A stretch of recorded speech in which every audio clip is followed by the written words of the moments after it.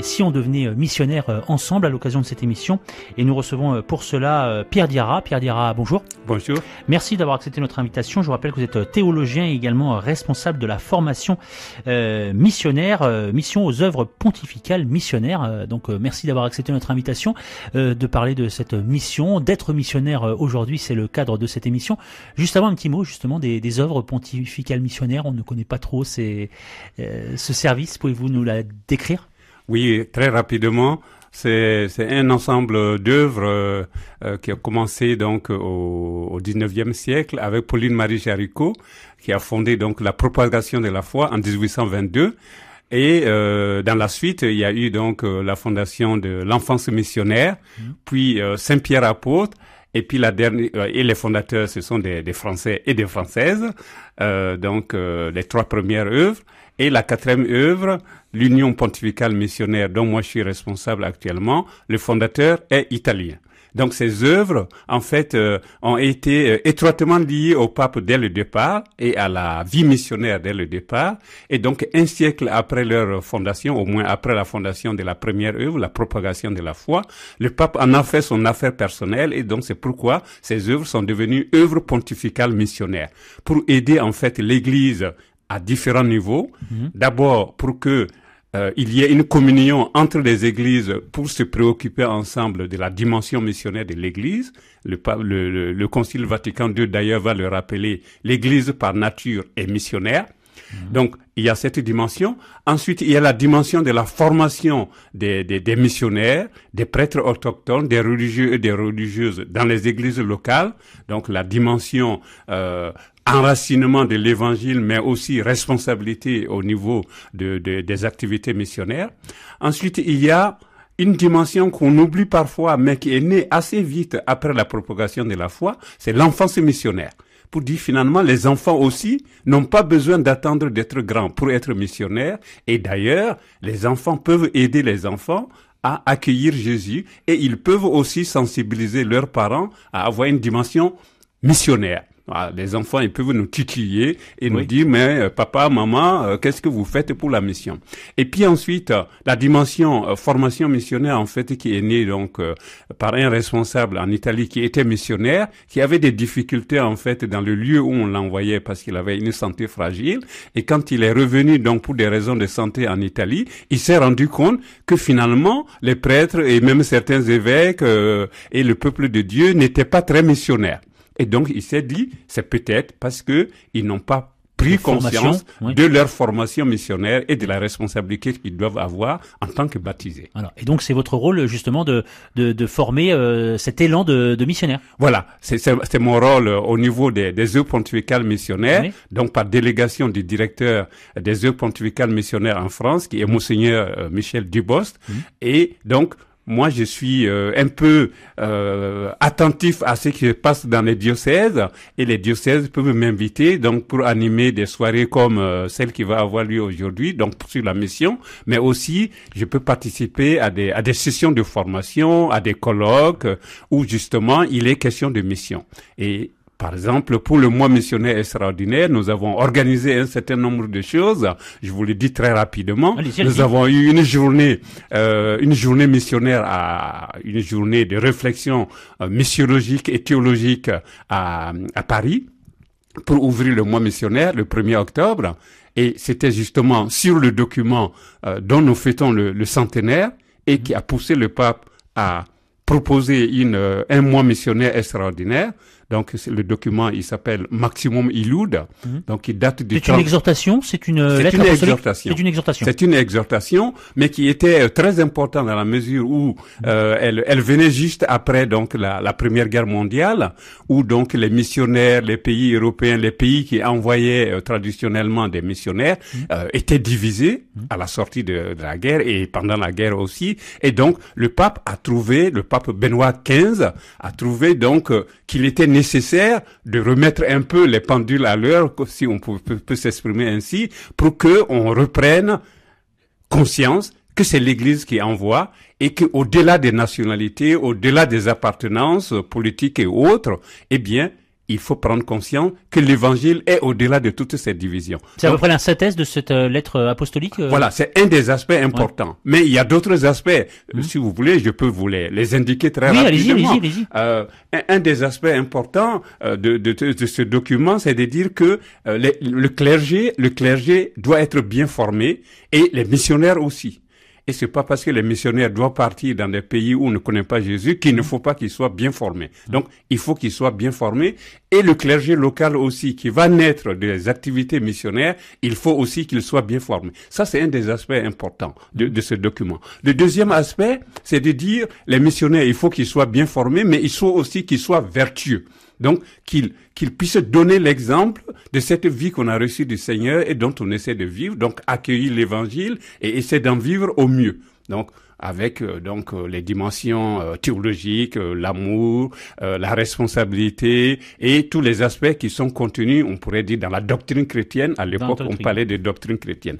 Ensuite, il y a un autre aspect, c'est de dire que finalement, le missionnaire, il faut qu'il connaisse la langue des personnes à qui il s'adresse. Forcément. Il faut qu'il connaisse les coutumes et qu'il puisse vraiment défendre avec les langues locales, la doctrine chrétienne. Donc, il ne faut pas qu'il se contente d'une petite formation pour assurer la conversation et qu'il confie donc cette responsabilité au catéchisme. Il faut que lui-même il connaisse suffisamment les langues locales pour pouvoir défendre la doctrine chrétienne. Et puis, un autre aspect qui me semble très important à l'époque, c'est la charité chrétienne. C'est-à-dire tout ce que les missionnaires peuvent faire pour les gens qui sont dans le besoin, quel que soit leur besoin. Voilà, il faut satisfaire ces besoins, si on peut, donc au niveau de l'éducation, au niveau de la santé, au niveau de l'organisation locale pour que les gens puissent vivre mieux et que cela puisse leur donner une ouverture sur l'Église et sur le Christ. Et il y a même une expression qui est très intéressante, dit, il faut que les populations viennent vers le missionnaire et que le missionnaire les mette dans les bras du Christ. Donc, en fait, il ne faut pas qu'il les garde pour lui, il faut qu'il les amène jusqu'au Christ.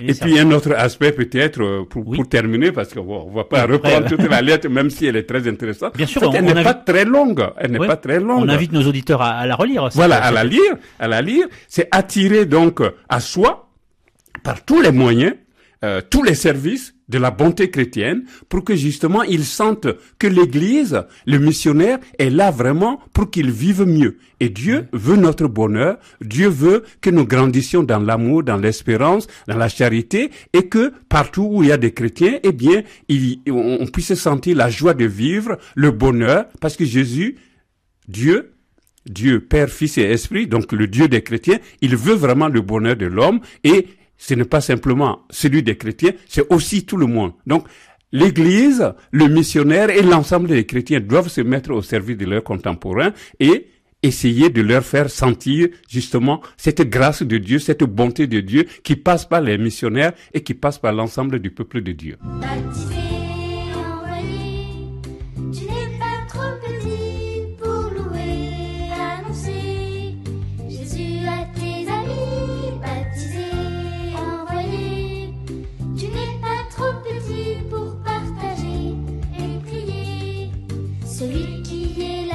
De retour avec Pierre Diarra, qui est théologien et également responsable de la formation missionnaire au sein des OPM, les œuvres pontificales missionnaires, dont vous nous avez présenté il y a quelques instants ces œuvres en rapport avec le pape.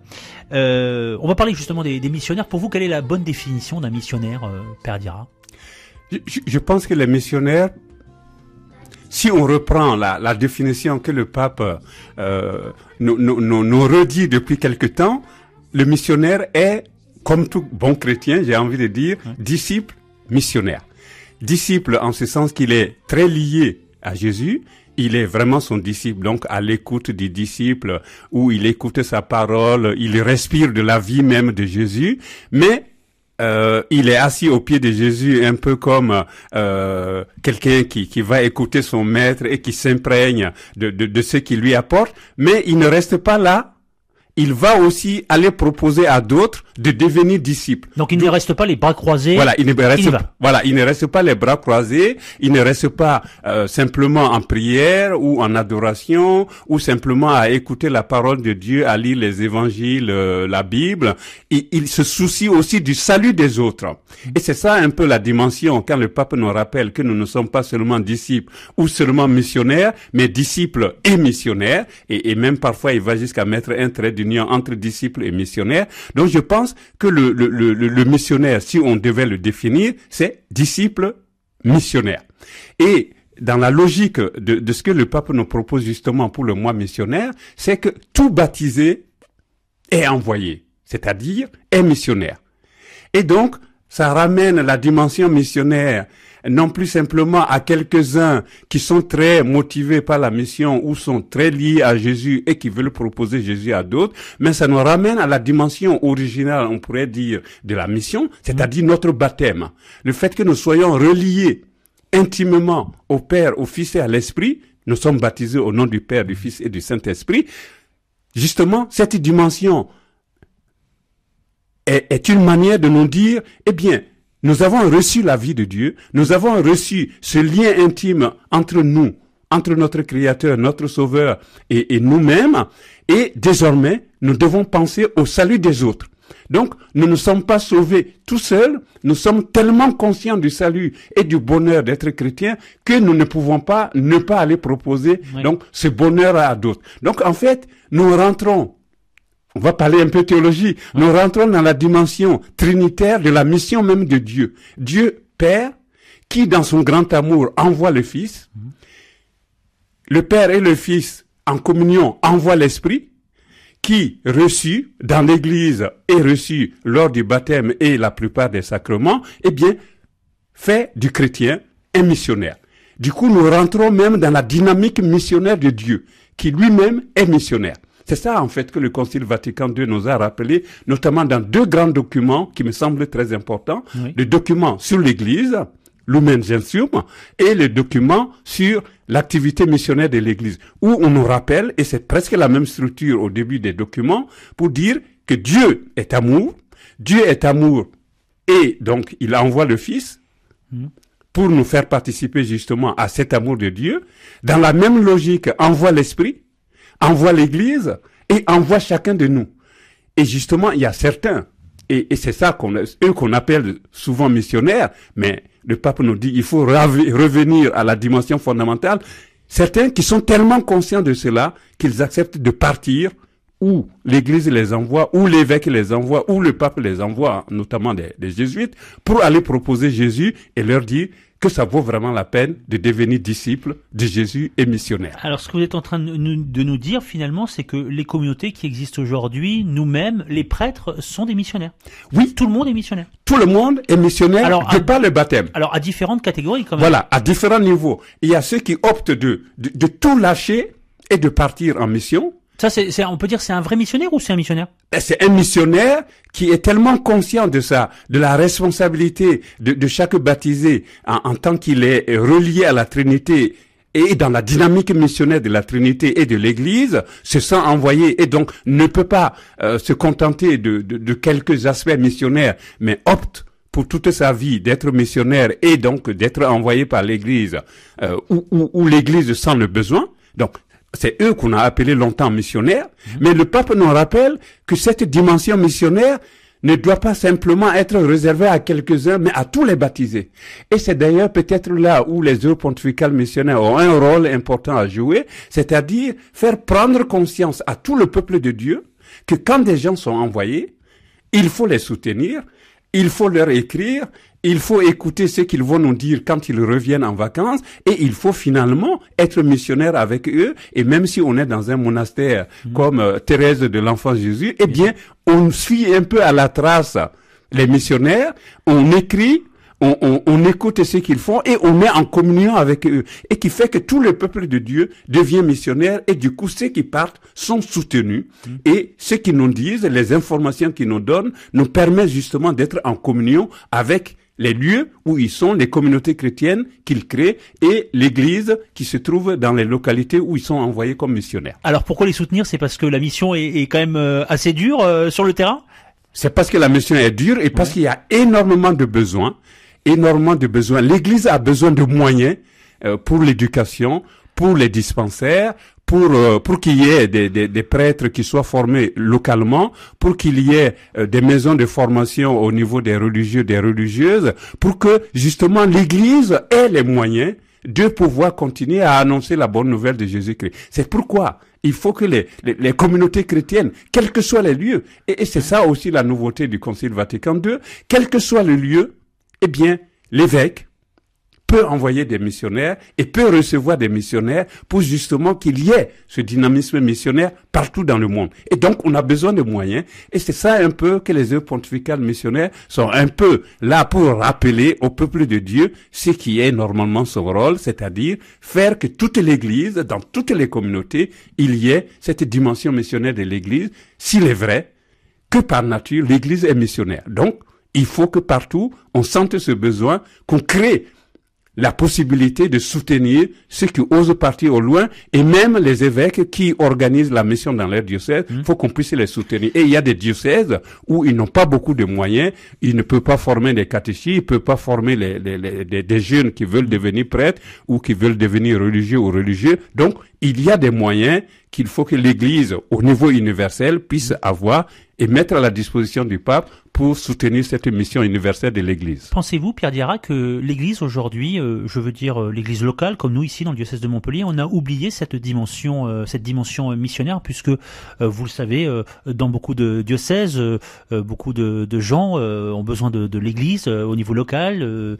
Il y a de la pauvreté ici en France, des gens ont besoin déjà au niveau local d'avoir besoin de cette Église vivante ici dans différents diocèses, que ce soit partout à travers le monde. Et justement, l'Église opte justement pour s'occuper peut-être des personnes qui ont le plus besoin, le plus proche, et oublier cette dimension missionnaire. Est-ce que vous croyez ça? Non, je crois pas qu'en France on ait oublié cette dimension. Au contraire, je crois qu'il y a une prise de conscience qui est forte.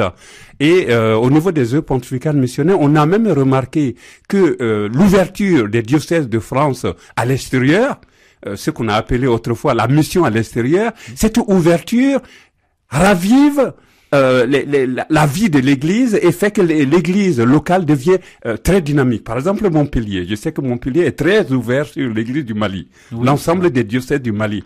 Et je sais que ce va-et-vient ou ce dynamisme et cette ouverture donc de part et d'autre, voilà, fait que finalement les missionnaires qui sont partis et qui ont vu peut-être la misère des gens au Mali ou ailleurs, qui reviennent ont peut-être les yeux ouverts et peuvent nous dire que ici aussi il y a des misères, il y a des solitudes, il y a des demandes de sens et des demandes de l'action de l'Église en faveur de ces populations et du coup il y a comme une stimulation mutuelle pour que ici, comme au Mali et ailleurs, il y ait justement cette attention de l'Église aux petits, aux pauvres, aux personnes qui peuvent se sentir délaissées, oubliées, pour que justement la dimension de l'Église fasse que les chrétiens d'ici ouvrent les yeux sur les réalités locales, mais n'oublient pas, pour autant, ailleurs, où peut-être on a besoin aussi d'aide et on a besoin que l'Église aussi soit proche des petits, des pauvres,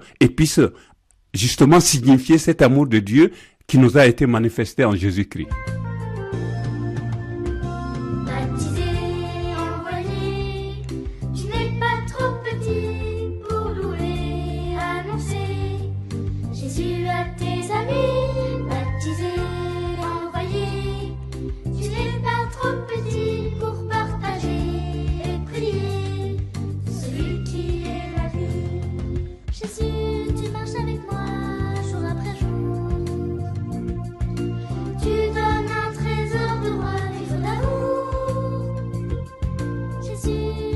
Pierre Dira, qui est théologien, également responsable de la formation missionnaire au sein des œuvres pontificales missionnaires. Avec vous, nous posons cette question aujourd'hui dans cette émission. Et si on devenait missionnaire tous ensemble? Vous nous avez rappelé dans un premier temps ce qu'étaient les œuvres pontificales missionnaires. Et puis également la dimension justement de qu'est-ce qu'être un missionnaire aujourd'hui. Vous nous l'avez rappelé. Mais finalement, le Seigneur lui-même est missionnaire. Bien sûr. C'est de prendre exemple sur lui finalement, ce qu'on doit faire. Oui, et c'est une des dimensions que le pape a indiqué pour le mois missionnaire extraordinaire.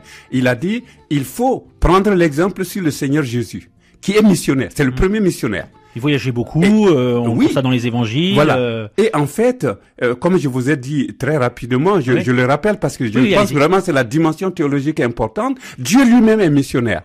Dans son amour, Dieu le Père envoie le Fils. Parce que être missionnaire, c'est quoi? C'est être envoyé. C'est être envoyé. Donc, Dieu le Père envoie le Fils. Et en communion avec son Fils, il envoie l'Esprit. Et c'est dans cette même logique théologique que l'Église est envoyée. Et chacun de nous, baptisé, est aussi envoyé. Donc le pape nous rappelle, et c'est ça le thème en fait du mois missionnaire, baptisé et envoyé. Et avec un sous-titre, la mission du Christ, la mission de l'Église aujourd'hui dans le monde. Donc en fait, nous devons prendre conscience, et le pape nous y invite, à prendre conscience que notre baptême, du fait que nous sommes baptisés, donc reliés aux personnes de la Trinité, nous sommes baptisés au nom du Père, du Fils et du Saint-Esprit, eh bien, nous rentrons dans la dynamique missionnaire de Dieu lui-même et de l'Église. Et par conséquent, ce n'est plus seulement les évêques et le pape qui sont missionnaires, ce n'est plus seulement quelques missionnaires, prêtres, religieux, religieuses, hommes ou femmes qui sont envoyés, qui sont missionnaires, c'est toute l'Église qui doit prendre conscience de la dimension missionnaire qui est la sienne, et le baptême est justement le fondement de cette mission. C'est ça que le pape nous rappelle quand il nous dit baptiser et envoyer. Et on pourrait faire toute une réflexion sur le baptême, la nouvelle naissance, la dimension initiatique de notre baptême. On pourrait faire une réflexion en lien avec l'Afrique. Comment est-ce qu'on initie quelqu'un à savoir vivre? Il y a toute l'éducation, il y a tout ce qu'on vous apprend, pas simplement intellectuellement, mais aussi au niveau de la pratique. Quelles sont les bonnes pratiques pour être un bon chrétien? Donc, toutes ces dimensions. Et puis aussi, la dimension de l'onction. L'onction l'huile sainte qu'on nous met lors du baptême. Voilà. Qui nous rappelle l'esprit, qui nous marque. Nous sommes marqués à vie. Et du coup, nous sommes missionnaires à vie selon notre baptême. Et donc, c'est toutes ces dimensions que le pape nous rappelle en nous disant, en nous proposant ce thème, baptiser et envoyer. Et c'est ça qui fait que finalement, ce mois missionnaire extraordinaire est une chance extraordinaire pour l'Église pour se redire, il faut absolument regarder à chaque fois toutes les activités de l'Église, en quoi elles sont missionnaires. Et je sais qu'il y a un prêtre avec qui j'ai eu à travailler, qui est du diocèse d'Angers, qui disait toujours, il faut oser poser la question, en quoi notre diocèse est missionnaire? En quoi notre communauté paroissiale est missionnaire? Et c'est ça qui fait que justement, nous vivons une communion avec les autres églises et nous savons que finalement, nous ne sommes pas seuls à être missionnaires et les communautés chrétiennes, justement, les œuvres pontificales missionnaires sont un peu là pour qu'il y ait cette communion entre les églises qui passe bien sûr par l'argent, mais qui passe aussi par la prière et toutes les informations que nous pouvons échanger. Et c'est ça, la dimension missionnaire de l'église. Dans de nombreux diocèses, il existe des directions diocésaines de pèlerinage. Là aussi, on est dans la dimension missionnaire, les pèlerinages qui se font dans les diocèses. Bien sûr. La dimension, toutes les activités en fait de l'Église, si on regarde de près, il faut toujours essayer de regarder, mais moi je défends un peu mon point de vue, regarder comment est-ce que cela manifeste la dimension missionnaire de l'Église. Le pèlerinage, bien sûr, peut être un lieu où les gens qui n'ont pas peut-être la chance d'avoir une formation missionnaire ou qui n'ont pas même la chance d'avoir une bonne formation chrétienne peuvent avoir accès à des réflexions qui vont les aider à mieux vivre leur baptême. Et c'est ça, la dimension de la formation missionnaire. De même, il peut y avoir donc des rencontres avec l'évêque ou avec le curé ou avec une communauté religieuse. Par exemple, je sais que Monseigneur Dubos était très sensible en disant, il faudrait faire comprendre aux communautés religieuses que le mois missionnaire peut être l'occasion d'ouvrir leurs portes pour que les gens aillent voir et connaître un peu quel est le charisme de cette communauté religieuse, qu'est-ce qu'ils mettent en avant, s'ils sont missionnaires, comment ils sont missionnaires, s'ils sont déjà partis dans différents coins du monde, montrer un peu qu'est-ce qu'ils ont fait et qu'est-ce qu'ils n'ont pas réussi et voir comment est-ce que cela peut être renouvelé et donner un peu plus de visibilité de l'Église qui reste missionnaire. Et il y a diverses expressions au niveau des communautés religieuses, mais aussi au niveau des communautés, au niveau de toutes les organisations qu'on peut trouver dans un diocèse. Et donc vous parlez de formation, la formation passe par tous ces axes, on va dire. Voilà, la formation passe par tous ces axes. Ça peut être au niveau de la solidarité, ça peut être au niveau du développement, ça peut être au niveau de l'éducation, ça peut être au niveau des problèmes moraux, ça peut être au niveau de la solitude. Comment est-ce que nous nous occupons de nos vieux? Oui. C'est pas un terme péjoratif Non, dans la langue sûr. d'un Africain comme moi. Bien sûr. Comment nous nous occupons des personnes âgées? Oui. Comment est-ce que nous nous occupons des chômeurs? Comment est-ce que nous nous occupons des jeunes qui se sentent un peu abandonnés, largués, marginalisés et qui n'arrivent pas à trouver le chemin qu'il leur faut, le sens parfois même de leur vie. Donc, comment est-ce que l'Église, à travers chacun de nous, baptisés, comment est-ce que nous sommes attentifs à toutes ces réalités et comment est-ce que nous pouvons montrer le visage miséricordieux de notre Dieu, le visage aimant de notre Dieu, puisque le pape François nous a rappelé il y a quelques années que les deux noms importants pour signifier pour parler de notre Dieu, c'est Dieu est amour et Dieu est miséricordieux. Oui, justement, c'est la question que j'allais vous poser. La vraie mission du missionnaire, vous allez me répondre peut-être annoncer la bonne nouvelle, mais qu'est-ce qu'est cette bonne nouvelle? Voilà, justement, cette bonne nouvelle. Alors, moi, souvent, je cite le chapitre 4 de l'évangile de Luc, où Jésus, comme un programme missionnaire, dit, en citant Isaïe, « L'Esprit du Seigneur est sur moi, il m'a envoyé proclamer la bonne nouvelle, annoncer la libération, ouvrir les yeux des aveugles, donner à ceux qui ont faim de quoi manger, etc. » Donc, finalement, tous les besoins de nos contemporains, tous les problèmes de nos contemporains, eh bien, comment est-ce que l'Église y répond? Ce sont des défis qui sont lancés à notre Église. Et donc, si nous essayons avec les gens de voir comment est-ce que l'Église propose quelque chose, comment est-ce que nous pouvons aider les uns et les autres, eh bien, nous sommes sur le chemin de l'évangélisation. Il y a des gens qui ont faim dans notre monde. Il y a des gens qui ont soif. Il y a des gens qui se sentent complètement en marge des sociétés. On revient au discours sur la montagne de Jésus. Voilà, on revient au discours sur la montagne où finalement on ne s'arrête pas à des problèmes, j'ai envie de dire, liés à notre vie matérielle ici-bas, mais on va toujours plus loin pour essayer de voir comment est-ce que Dieu nous touche dans notre misère, dans nos difficultés et essaie de nous amener toujours plus loin sur le chemin de la libération du péché, mais aussi la libération de toutes les contraintes liées à notre vie matérielle et aussi toutes les difficultés de vie, donc de confiance, d'amour, de responsabilité, de bonnes relations entre nous. Tout ce qui fait finalement que nous sommes heureux de vivre ensemble et que nous respirons l'amour de Dieu.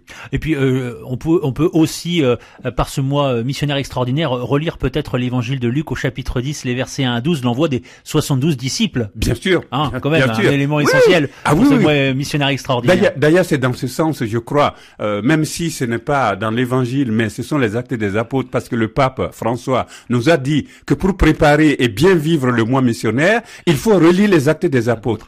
Et c'est dans ce sens que le directeur des OPM en France, Monseigneur Dubois, a fait une réflexion, une lecture personnelle des actes des apôtres et a transformé cette méditation en livre qui a été publié donc aux éditions MAM et qui s'appelle donc La mission aujourd'hui. La mission aujourd'hui. Lecture pratique des actes des apôtres. Voilà, lecture pratique des actes des apôtres, qui est vraiment une méditation des actes des apôtres, où il a pris quelques thèmes qui lui semblent importants. Il y a 17 chapitres, où il réfléchit vraiment sur ce qu'est la mission aujourd'hui, à partir de ce que lui il a médité, et à partir de ce qu'il connaît en France aujourd'hui. Et je pense que c'est un livre intéressant pour le mois missionnaire, et qui peut aider les uns et les autres. Il a écrit dans un langage très abordable, avec une structure qui me semble vraiment liée à une compétence extraordinaire, c'est-à-dire on prend un passage des actes des apôtres, il fait une méditation il essaie de le relier à ce que nous vivons en France aujourd'hui et dans le monde, et il termine par une question, une page de questions pour dire finalement, une fois qu'on a lu cette page, comment est-ce qu'on se questionne, et il termine en proposant une prière pour aujourd'hui. Et ça me semble vraiment intéressant pour pouvoir vivre le mois missionnaire. Et après aussi, bien sûr. Eh bien, merci Pierre Diarra pour cette question. On nous a répondu. Si on devenait missionnaire, donc on vous rappelle les 2 titres du livre importants à lire. Donc, Monseigneur Dubosc, la mission aujourd'hui, lecture pratique des Actes des Apôtres aux éditions MAM 2019. Et puis également, vous avez sorti un ouvrage qui date de 2007 aux éditions MAM également, Évangéliser aujourd'hui, le sens de la mission, et c'est à découvrir donc par vous, Pierre Diarra. Merci. Je vous rappelle que vous êtes théologien et responsable de la formation missionnaire au sein des œuvres pontificales missionnaires. Merci d'avoir accepté notre invitation et merci pour ce vrai échange. Merci à vous aussi.